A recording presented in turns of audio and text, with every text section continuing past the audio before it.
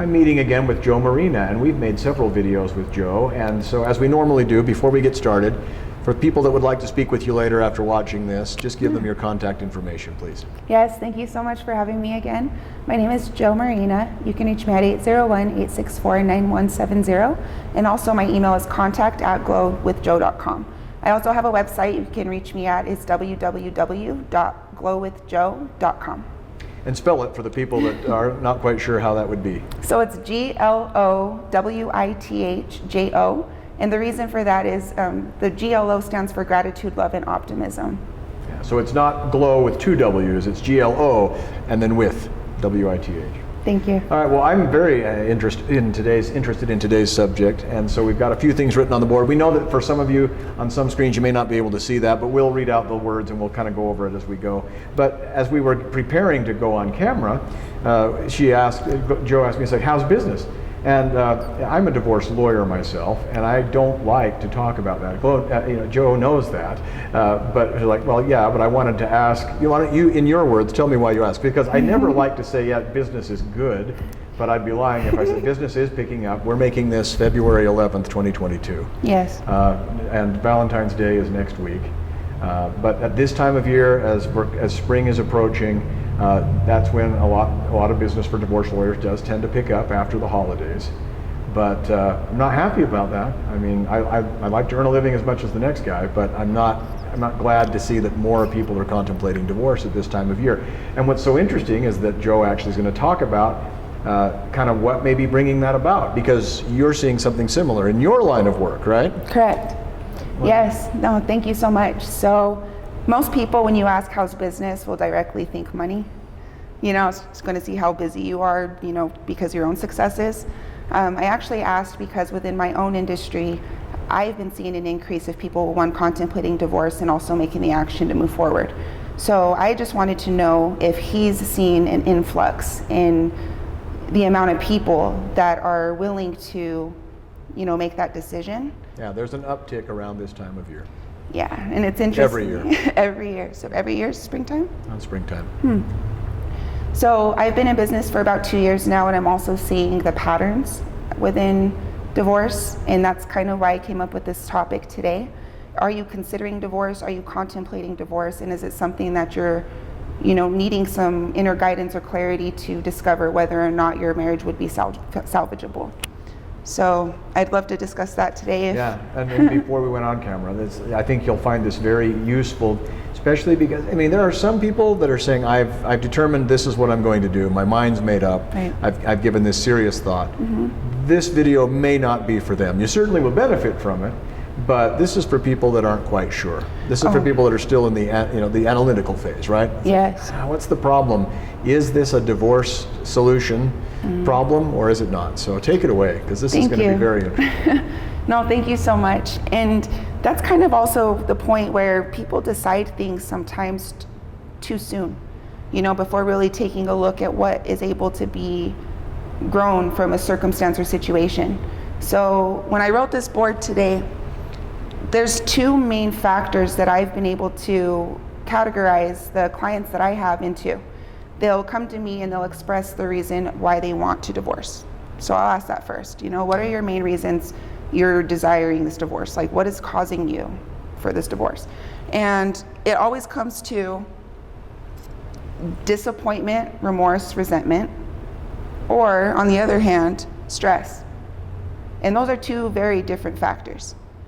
Stress is something that can be managed and also cleared and developed to have tools to help you move through those stressful moments. Resentment and remorse take a lot more deeper internal work. You have to really go into the root of why. So what I wrote on the board... so it's not worth doing then, right? Oh, no. Yeah, no. It's worth doing, but it's going to be a lot more intense. You need to have a partner that's on board with you while you're choosing to grow yourself. And what's kind of sad is that learning to deal with the stress may be easier, but that too is difficult. So we're talking still worthwhile, but it's going to be difficult either way, one more difficult than the other. Yes, and maybe more difficult each in their own way. You have to have, you know, the want, you have to have the desire, you have to have the will. to not only work on yourself, but allow another to work on themselves as well. And I don't want to interrupt your train of thought, but Yeah. I mean, some people might say, well, I don't have the willpower, but the fact is that if they make that determination, while that may be true for some, sometimes it's just a cop-out, right? And then it's like, well, so I guess it's now time for divorce. But what they fail to realize is that divorce is probably going to leave them worse off than where they are now. It's not a pressure relief valve. Right.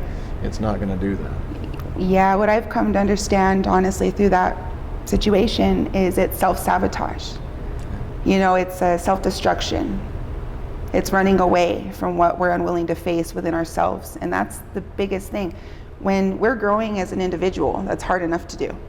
When you have someone next to you that has a whole different trajectory of life that they're creating for themselves, there's a lot to learn. You know, you have to be willing to really communicate, and that's kind of what this leads to. So, two different risk factors are actual risk factors and dynamic risk factors. Okay. So, risk factors are getting married at a young age. You know, and that's whether you just make a instant decision based off of lust, all your emotions, your endorphins, everything's going all wild. You want to get married within 3 months. You don't know that person, and chances are that person doesn't know themselves. So you're taking that risk, but those are things you don't think about prematurely. Arranged marriages. You know, a lot of people actually do have arranged marriages. They have pre-proposed people that their parents involve in their lives, and it's out of fear that they're going to disappoint their parents, so they marry this person. If you don't have a specific chemistry, resentment builds. You know, it's being forced to do anything. And same thing with growing. You know, you can't grow if you're being forced. You have to be willing. Yeah, I'll mention that I think if you're in a culture where you expect an arranged marriage, you're better prepared for it, right? But if you come from a culture like that and then you come to the United States, that'd be pretty hard because you're getting it from both sides, right? You've got the traditions of the culture that you left behind, correct, that they're still trying to preserve, especially if it's your parents that are from that, from that culture and they're the immigrant. Yes. And then you've got all your friends going around talking about something completely different. And that's external influence. Okay. You know, so it's really interesting when you get into cultures, just because to each is their own, but like you said, when you're in your environment and everyone else is doing it, it's a lot easier to prepare. But when you're here, especially in the US, there's so much diversity. There's so much, we have so much freedom to discuss and to intertwine that sometimes our own values and morals get lost, or sometimes they grow and expand. So they're not always lost. People are afraid to work through them and think about them for fear that they'll be abandoned. So it's easier to tell the children, this is how we've always done it and this is how it will be done because I said so. Not because it actually makes any sense, which if they would talk about it, they might actually come to that conclusion themselves. And right. So you mentioned the arranged marriage and then forced marriage. That's a separate category. Forced marriage is separate because a lot of people, what I've realized, get married because of children. A shotgun marriage. Shotgun marriage, that's perfect. Yeah. That's what I would call it. It's just quick. Your mom's like, hey, you better make her an honest woman. And so most people really go and get married just out of that. And I can say I was actually almost a product of that. Oh yeah. And so it's interesting. But those are kind of what leads to an actual resentment and disappointment. But what I think the partner needs to understand is it's not a resentment or disappointment within them, to them. It's within themselves. What did I allow that got me to this place? That's the shame a lot of people feel. Do they tend to project that on their spouses, though? We always project hurt. Yeah. Humans, and any time you're hurting, you're going to project it. And so even the person who feels the resentment, it's not really directed at the spouse, may feel as though the spouse is responsible somehow. They may believe. Blame. Yeah. We like to blame when we can't look at ourselves. So that's where the running comes from. So instead of saying, hey, I'm gonna look at myself, my faults, my allowance, my lack of boundaries for all these years, and I'm gonna blame them on you because it's a cop-out. Yeah. And so it's like, I don't wanna face that, so I'm gonna divorce you and blame you. Not only that, but it's like, if you'll just change to meet my requirements, then everything will be great. Yeah. I don't have to do any work. And that's when people I don't have to make any sacrifices. Right. And again, it's the easy route because you're not willing to face yourself. So, if you're unwilling to face yourself, or if you're unwilling to allow your partner to face themselves and also face you, because at one point when you first get married, everything's okay. But then when you really realize you know, especially with the baby thing. You have a baby and you lose your sense of identity, especially if it's forced. And now this person is acting in their own way due to their response to the force. And it's just from the get-go kind of a big game of force. You know, and it's interesting how, you know, it's nobody's fault. That's the thing too. I hope everybody knows that divorce, it's not one fault or the other. And if one party makes you feel so, it's because they're projecting that lack of self-worth within themselves. So, and it gives them a chance to feel as though there's some control over the matter, right? You know, if I can find if I can say the witches are the reason the crops failed, then we can feel better. We can feel like we can do something instead of being just at the mercy of the elements, right? We'll drown her, and then the crops will be better next year. Yeah, it's kind of like paying a bill late. You know, you're mad at the company, but it's like you knew that bill was due. How are you going to be upset with the company when, you know, you knew your obligation was to be taken care of? And that's a good point. So that feeling we get inside, we want to blame others for our own self-pity in a sense. And it's not pity in a bad way. It's our own self. I guess you can say your energy, your whole energy. I just realized something too. So if the sooner you can realize resentment leads to disappointment and remorse, which then, if unchecked, goes into suffering and detachment. How can you tell if you're feeling resentment? Because it sounds like a lot of people that are feeling the resentment may not be conscious that it's resentment, or that it's or what the resentment stems from. Right. That's a great question. You know, and that's kind of why I wrote disappointment, remorse, suffering, detachment, and rebellion. So you can tell someone's in resentment when you may not always be able to distinctively identify whether they're suffering or not. However, their patterns and their actions and their behavior will exuberate it.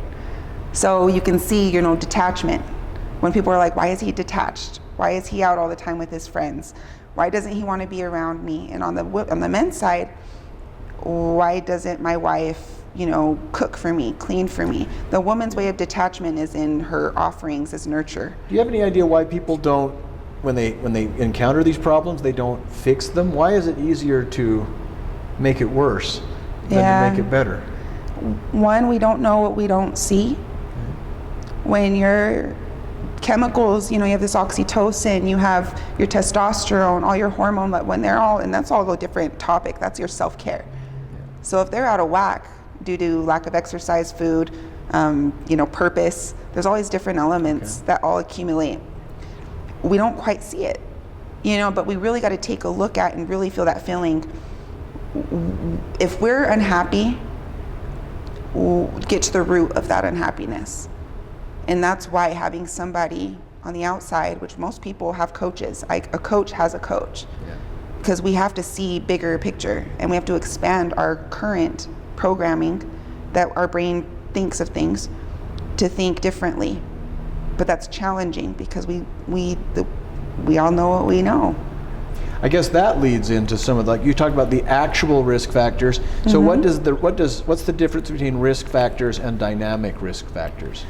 So dynamic risk factors are the factors that accumulate over the years of marriage. So let's say that you married someone that you loved immensely. It was not a forced marriage, it wasn't it was the purest form of love possible, that you truly just wanted to be with this person forever. Okay. And then we get into all these different elements of self once we start to grow through that marriage. So we're with somebody, it's beautiful, they call that the honeymoon stage, your oxytocin, your dopamine levels are high, you may feel motivated, you're like, wow, this person makes my life great because of how motivated you are as an individual, right? And so at the beginning you're like, yes, like I'm scored. And then over time, we grow. So, you know, you definitely could have had that chemistry and connection. However, in a year, you could be changing and expanding into this whole new version of yourself, which we all do. Evolution is constant. The only thing that's permanent is change. So in a year when we're changing, people get weird. Kind of where an arranged marriage, you don't have as big a problem because you kind of expect that. You knew that you wouldn't know each other very well, and you knew that you'd get to know each other, and so as each of you changes, you may not even realize it because you didn't know each other that well to begin with. So you come to that expectation. But in this situation, you knew each other quite well at a particular phase in your life, and you may not be very well prepared for the next phase. And you want them to stay the same. Yeah. You want them to always bring you flowers. You want them to always take you out on dates. And same thing with the men. You want them to always cook for you, clean for you, make sure the house is spectacular. Okay, well, after a year and that house isn't so spectacular, then what happens? We start to shift. And so we have to be willing to shift.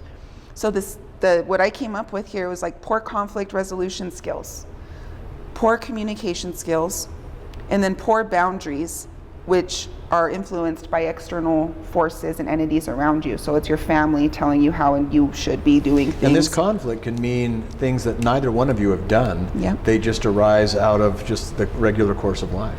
Yes, and at every phase of your life, and I really want you to take a look at yourself, think about every time you went through a big change in your life, the conflict you felt within. It's an internal process. Unfortunately, it's just expressed outward because that's who we are as humans. So you have to have a partner willing to understand and give you that support that you need to grow through that process. I look back on many times when I was just disappointed or struggling myself, and it was even though I knew it was wrong, it was still very comforting to lash out at other people and get upset with them.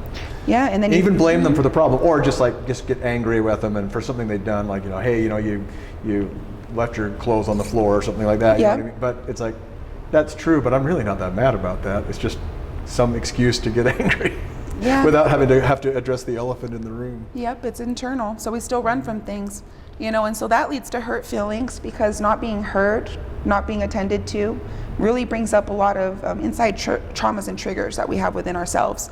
So that, our work suffers, our productivity decreases, and productivity is everywhere. Productivity is our ability to maintain relationships with our family. Productivity, not just at work. Not just at work, but that's also a huge factor, because you can't go to work and perform and provide if you're unable to. How many times have I heard people in the middle of a divorce action where work was never a problem, but they get fired? Yep. Because it's like, I've just been so distracted because of what's going on, not just because of the demands of the divorce action, but it's stress. People can tell that I'm just not all there. And then that's what leads to emotional stress, and then that diverts energy from more important tasks. So your whole life is falling apart trying to maintain this marriage. That's when people get so overloaded, their nervous system truly gets so overloaded with stress, they push away. They don't pull away, they push you away. So they stand still, but they push. The first one, risk factors, will pull you away. Okay. Dynamic risk factors push you away. Push is force. So that doesn't always, it means it could be resolved. It means that something could be resolved within self to not push, but to stand and face. So energy is huge because when we're under stress, our brains and our bodies, our thoughts, everything goes haywire inside of us. And it's shown actually through long-term stress levels, disease within the body. So a lot of cancers, problems occur within your organs because of the stored emotion of the stress it causes. So in my mind, what I've experienced with my clients is people suffering from dynamic risk factors. Again, if you have the will to want to choose to develop the skills within yourself, your marriage could be salvaged, potentially, if that other person's on board. And what's interesting, I notice, is that it's not terribly hard to learn the skills. It may take effort to apply them, but they're fairly easy to learn and understand. Yeah. It doesn't take a lot of practice. It just means that you have to have the courage to do it and to have the confidence and the faith that it will pay off. You got to give it some time. But. Yes, and practice makes perfect. So honestly, the first time may be great. The second time, it'll come back out again. But you have to be willing to have that push and pull process within yourself to maintain those skills. But regardless, the dynamic risk factors, those are skills that a person could honestly probably use in all areas of life. They could probably if you have conflict within one relationship, you're probably creating a lot of conflict in others. So let it me can ask really you this. enhance your whole life. Let me ask you this for people that are interested in this. So I think we talked a little bit about conflict resolution skills, yeah, and maybe communications too. What do you mean by poor boundaries? What's an example of poor boundaries, and then what do you do to learn how to improve that? So this one's huge. This one's, I think, larger than a lot of people think.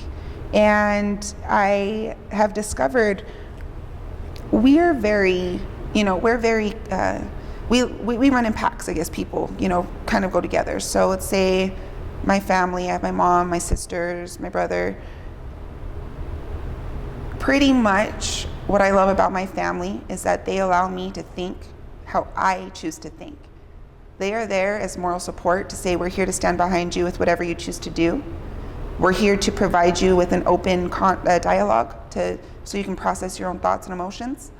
But they never tell me what to do or what I should do.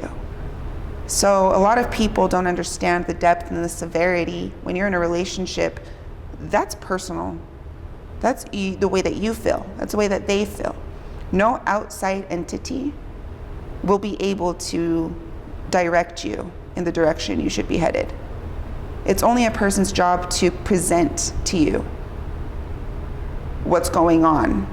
So outside perspective is beautiful to have. It's so tempting just to tell people what to do. Easy. We just do it naturally. Oh, you got to leave him. Oh, especially, you just got to divorce her. And it's like, who's anyone else to say what your risk factors are? When you let somebody tell you what to do, if it's not the right thing for you, then it's kind of nice to not have the personal responsibility for it, but then you bear the personal consequences because it's like that was the wrong thing, and it was because I chose not to do the work and Yes, intuition and listening to yourself, and also letting people know, I appreciate you for your extension of information. You may have even helped me to see another angle to things that put me in the right direction. Right. But it's not that direction. Right, and I'm going to make my own decision. And then what happens, and this is the saddest part, is when that person decides to make the decision for themselves, the family or external, the friends, get upset. And so then they project that upsetness onto you because you didn't make the decision that they wanted you to, because you made a decision for yourself, whether that be good or bad. You took the decision for yourself upon your own heart. And that's what makes people, I don't want to trust my intuition. I'm going to listen to them because I don't want to upset them. And again, that's a lot to do with self-worth and self-concept, because people who are sure of themselves, people who understand the way that they operate, will never allow any external forces to have any decision on their lives. And that's where the development comes in, because you have to build yourself strong enough to say, no, thank you. I appreciate you, and make your decision based upon your own heart and intuition. So if somebody says, all right, this has been eye-opening for me because I thought that my choices were much more limited. I thought that if I'm unhappy, if I feel resentment or disappointment, if I'm detached, if I'm rebellious, then I guess that is proof that I need to end the relationship. Instead, it's maybe that the relationship is beyond repair, but it may be something else. Let me ask you this as our final thought. How long should a couple give working on this to determine whether their marriage is salvageable? Is it 6 hours? Is it 6 weeks? You know what I mean? Like, what kind of process is it? Now, I realize everyone's different. Yes. But I think the reason I ask is I think a lot of people are impatient, and what they need to understand is you owe it to yourself to spend the sufficient amount of time. Yes. Because even though it may be not what you wanted to do in the moment, when you come to that decision, you're going to be a lot more at peace with it. Even if it's a painful decision, you're going to say, and yet I know that this is the right thing to do. So how long, what kind of process do you see most couples generally going through when they've done this the right way? So that's beautiful, the right way. There's really no right or wrong, but the right way is giving all of your effort. When they've given it the that's what I mean, all of your effort. Right. Effort creates action. And action creates results. So it depends on your willingness. Again, this is willingness. Are you willing? Assume that somebody follows it. Okay. They're willing. Yes. They've determined, it's like, and I know this is going to be difficult, and it'll take some time, and I may have to pay Joe some money. You know what I mean? But they're Yes. they're reconciled to that. Yes. I think a lot of people are like, okay, so what, like 2 or 3 sessions? I mean, value is large. And when most people look at divorce, we think, oh, we're doing this for the other person, or the other person's doing this for me. We're doing this for ourselves. And you're the largest investment that you'll ever make in your whole life. So I don't like to keep clients past 3 to 6 months. My process gets people to rebalance their lifestyles within 3 to 6 months, so they're not paying me forever. I don't want your money forever. Or they don't rebalance within 3 to 6 months, which is saying, yeah, you know what? And the longest, honestly, is maybe a year, depending on how much trauma and willingness. If people give a little bit of pushback, and sometimes there's 1 to 2 weeks where people run away. It's kind of interesting. People show a coach the same patterns and behaviors that they show their husband or wife, and that's how I can see them. I'm like, things got hard for you and you disappeared for 2 weeks. Do you do that in your marriage? So sometimes it takes time depending on that person and their amount of hurt that they're holding within. But every person has this desire to be loved, needed, satisfied. And some people's areas are greater than others in different regards, and so instead of looking at time, I like to look at it more of how much energy, money, time, all of it, willpower, how much of that are you willing to sacrifice? Yes, if you're not. Or maybe put it differently, invest it.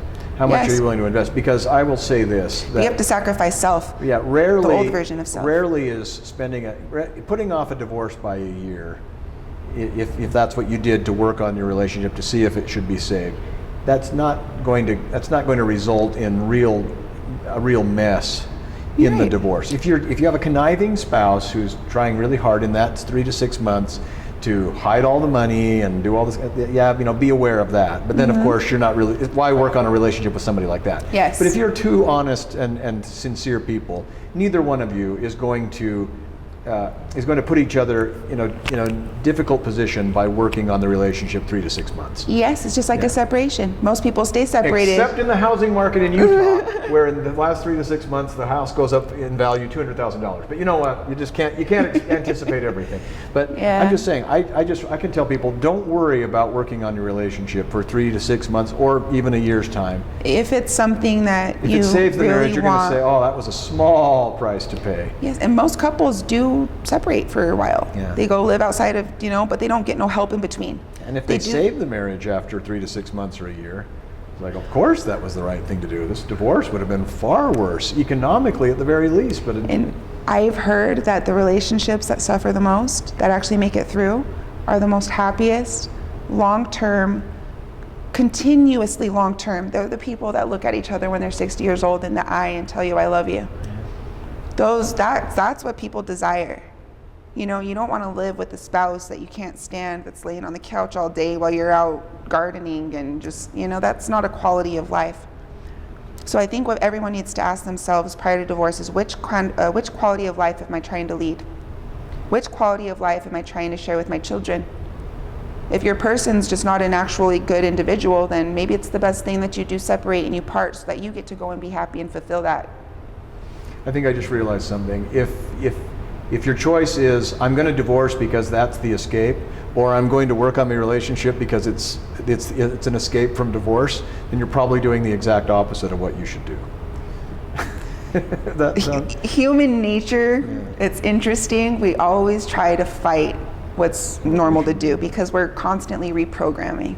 We've been designed and programmed to think and work one way, and with everything changing and growing as it is right now in the external world, so is our consciousness. Our human intelligence is expanding, and we're becoming more aware of self. And so we just need to be more willing to identify ourselves and also be willing to allow another person to identify who they are as well. And live happily together. We can still do that if we'll learn how. Yes. All right. Yes, and then for future people that aren't married, considering marriage, take care of yourself and self-discover yourself first so that you don't lead into all the issues that create long-term. Well, I appreciate that. This has been really a really eye-opening, as I said, enlightening and very hopeful discussion. Enlightening, it's Appreciate beautiful. that. Yeah. Thank you. Okay, so for those of you who would like to speak with Jo, and I know there's some of you out there because I've talked to people in my line of work where they're saying, if I would have known this at the time, things might have turned out differently. Yeah. Give them your contact information one more time, please. Of course, I'd love to. So my name's Jo Maurina. You can reach me at 801-864-9170, or you can reach me at, my email is contact@glowithjo.com. That's GLOWITHJO.com. And I'd also like to mention I am now running a gym out in West Valley City. Okay. And I'm focusing a lot with youth mentoring with parents that are getting through divorce, so that they can stay active and kind of grow through their own moral compass as their parents are dealing with such a tragic thing. I don't want to say tragic, but and then also for the parents, divorcees that are trying to develop and grow themselves. And that also includes the life coaching. So they have to be as physically fit as you are? I'd like to get them there. Yeah, but they don't have to start? No. Okay. And that's beautiful about fitness. And the thing about fitness is, fit is your capability to actually have a healthy foundation. And that's cognitive health, emotional health, mental health, and physical health. So if you're quite overweight, if you've been sedentary for a long time, there's still something in it for you? Always. Okay. Because that's when your mind is going to grow. A lot of divorces too, again, poor self-concept. If you don't feel good about yourself or the way that you look, how are you going to feel good in the way you present yourself to the world? Yeah, and at the very least, it kind of starts out as a helpful distraction. It gets your mind and your body working on something that, that is going to have some productive effect, as opposed to just fretting all the time. Fitness saved my life. I was going through the biggest heartbreak of my life in one of the largest challenging times, and just by being active and exerting myself, even if I was doing my sit-ups and I was so angry, sometimes it would make me cry. I needed those tears, and so I got to expand that energy out, and then I allowed more open space to actually invite in what I really chose to. So now, if that's not tempting to you, in the face of what, just drugging or drinking yourself into so oblivion, then give it a shot. So many people do. Jo, thank you very much. Yes. We look forward to talking to you again. Thank you so much for having me. Okay.